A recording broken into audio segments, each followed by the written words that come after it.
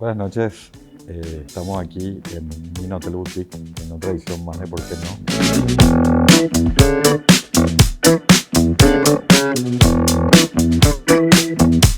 no? Ya me siento en cliché de empezar con la misma frase de siempre.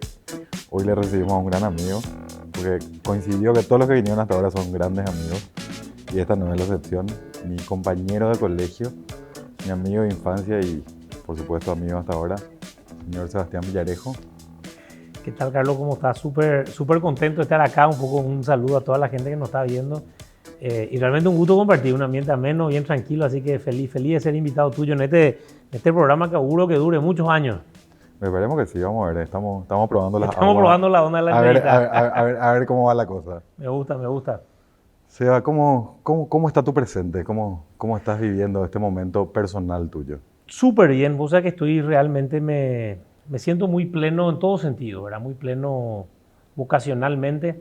Evidentemente estoy en un ambiente difícil que es la política, un ambiente un poco raro, pero bueno, vos me conocés de chico y creo que vas a saber que, bueno, es un poco lo mío, por lo menos hoy me siento ahí, siento que dentro de lo que puedo, hago lo que puedo, valga la redundancia. Entonces hay una plenitud vocacional de repente de sentirme así y también algo que para mí es fundamental es la familia. Entonces agradezco un poco a Dios que bien con Silvia, mi esposa, con los chicos. Mi papá y mi mamá siguen bien, que ya son mayores, tienen 82 y 77, estoy jugando más medio rápido. Entonces eso te da un poco una situación de mucha felicidad, con muchos sueños por delante, con muchas ganas para las cosas que se vienen.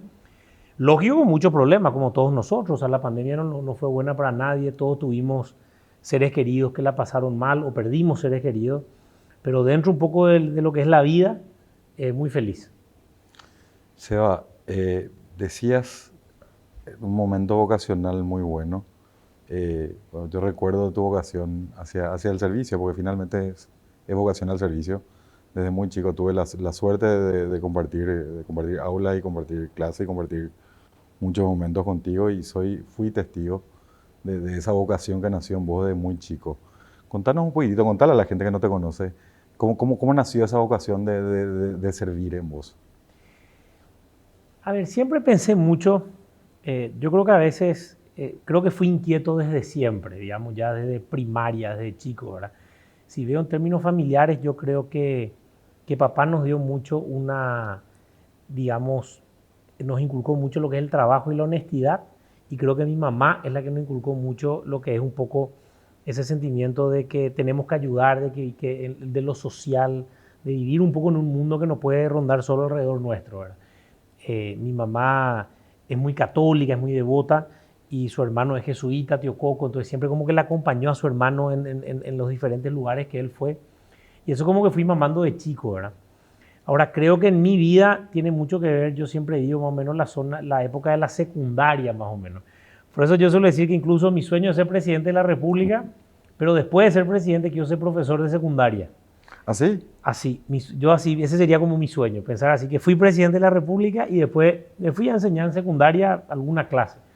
Porque yo creo que mi vocación y mucho de lo mío lo sentí en secundaria, en el colegio, ¿verdad? El empezar a vivir otras cosas y es como que me sentía muy pleno. Yo decía, era muy inquieto. Y yo creo que en esas actividades que fui viviendo es como que uno descubre personas, descubre corazones, genera tan empatía porque no es solamente lo que esa vida medio normal.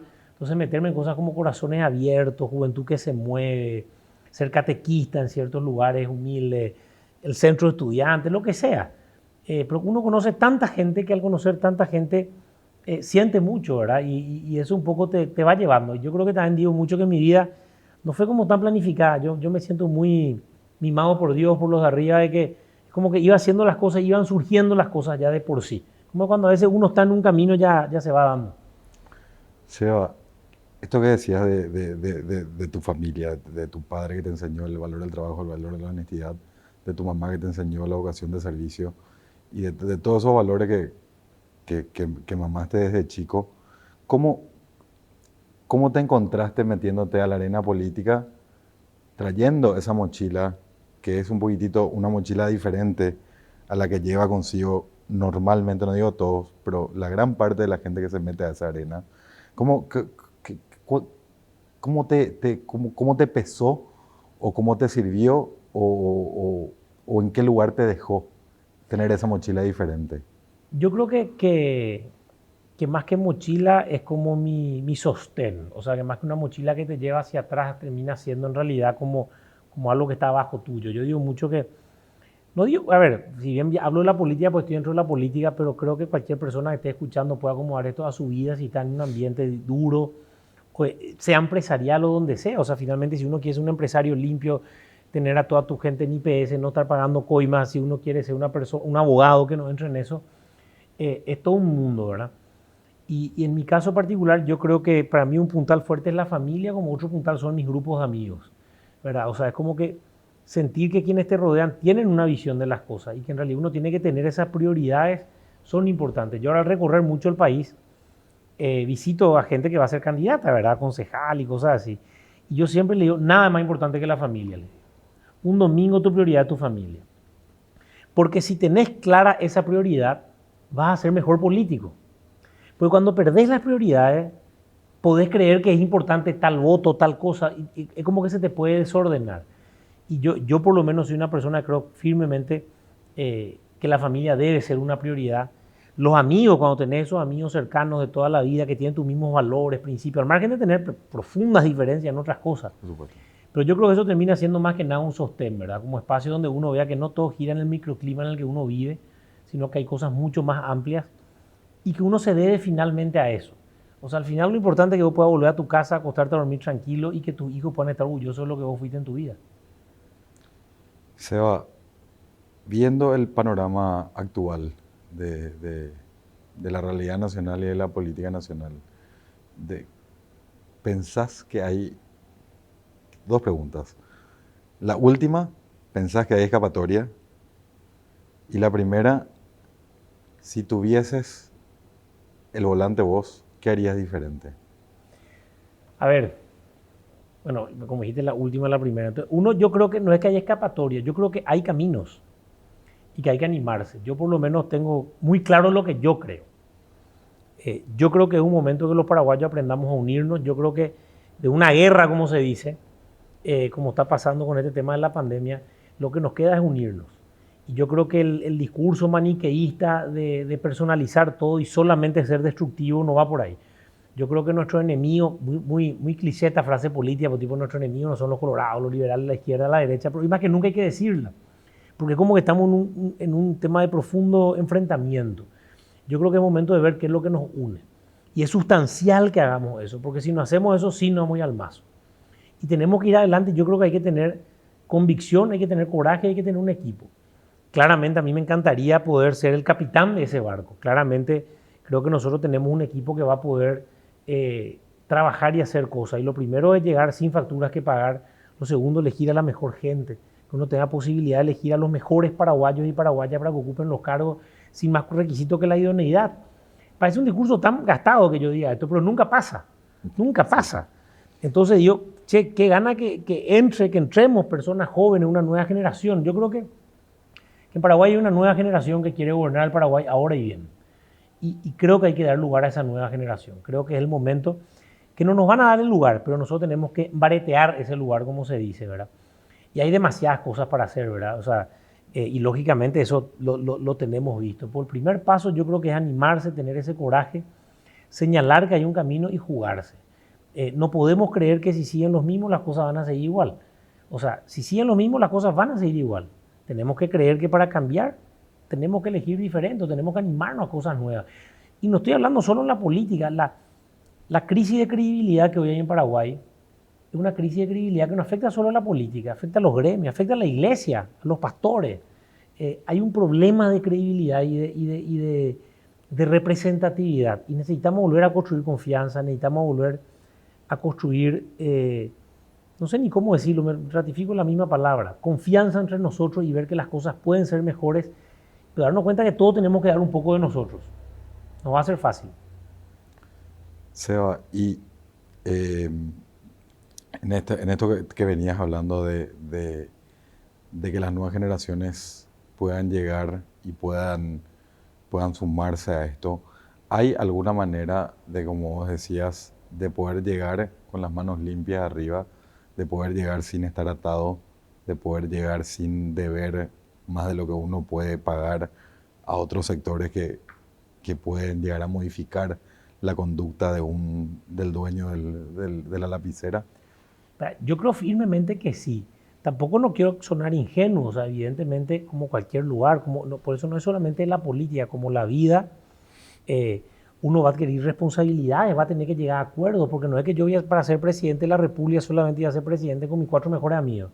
O sea, lógicamente uno tiene que llegar a acuerdos, pero de eso se trata, construir un país. Construir un país, yo siempre digo, cuando me preguntan tipo así, ¿a qué líder político te gusta o cosas así? Yo siempre hablo del caso de Nelson Mandela. ¿Pero por qué hablo de Mandela? ¿Quién es el Mandela que cambia Sudáfrica? ¿El Mandela que entra a la cárcel o el que sale de la cárcel? El que sale, claramente. El que sale de la cárcel, el Mandela que se animó a decirle a su gente, tenemos que llegar a acuerdos. Y que se una declare y llegan a acuerdos. Y ahí incluso es votado y gana una elección, pero con un mensaje de reconciliación.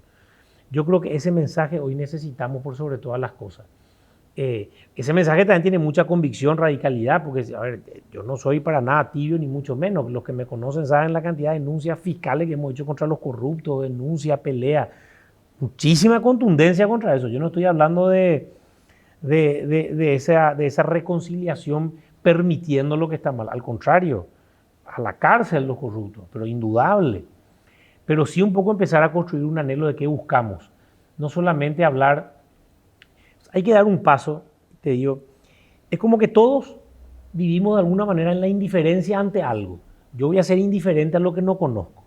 Lastimosamente, en el Paraguay yo creo que muchas veces la sociedad estuvo muy indiferente hacia lo público, ¿verdad? Hacia lo que pasa en la política, lo público.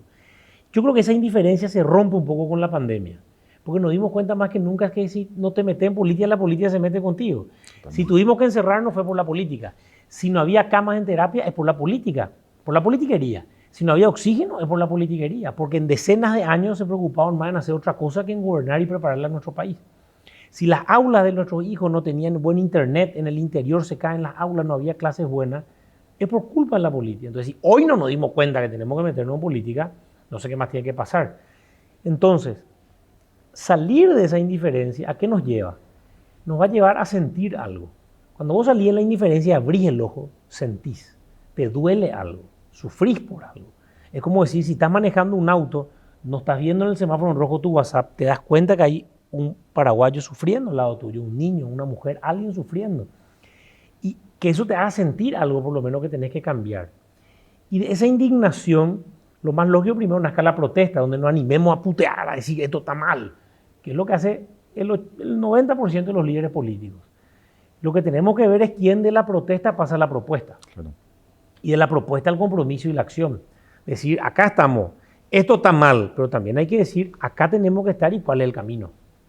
Seba, para cerrar esto que venimos charlando, venías diciendo que hay un descreimiento total hacia todo, hacia las propuestas políticas, hacia los políticos principalmente, hacia la iglesia, hacia los sectores, hacia los gremios. ¿Te parece que eso tiene que ver con no poder sostener con hechos un discurso? Y si te parece que eso es así, ¿vos podrías resistir algún archivo de aquí a 5 años? A ver, tengo la convicción de que sí. Yo creo que tampoco uno no puede, no quiero ser soberbio, pero tampoco quiero ser ingenuo. Sí puedo decir que yo cada día de mi vida intento construir conforme las convicciones que tengo. Y tranquilamente alguna vez podré caer o cometer errores. Yo en la campaña solía decir mucho, 2 cosas yo prometo, decía, en la campaña en realidad. Yo decía, yo prometo coraje y buena fe. El coraje para votar lo que creo que es correcto aunque sea impopular, y la buena fe es lo que genuinamente creo que es mejor para el país. Pero tranquilamente me puedo equivocar, o tranquilamente un día uno puede cometer errores. Y yo creo que tenemos que ver, no solo en la política, en todos los ambientes, el clásico tema bíblico, ¿verdad? La paja en el ojo ajeno y no la viga en el propio, ¿verdad? Y en este mundo de redes sociales, en este mundo donde todo es tan visible, donde tanto se ve, juzgamos mucho, pero nos juzgamos poco. Es como que todos queremos el cambio, pero pocos queremos cambiar. Y es como que primero uno tiene que buscar el cambio, ¿verdad? Y cambiar uno mismo.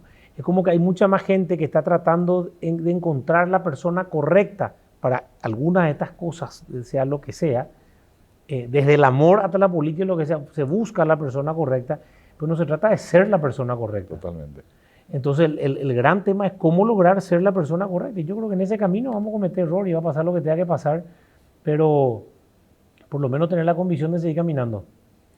No, Seba, muchísimas gracias por haber venido, por compartir esta charla conmigo.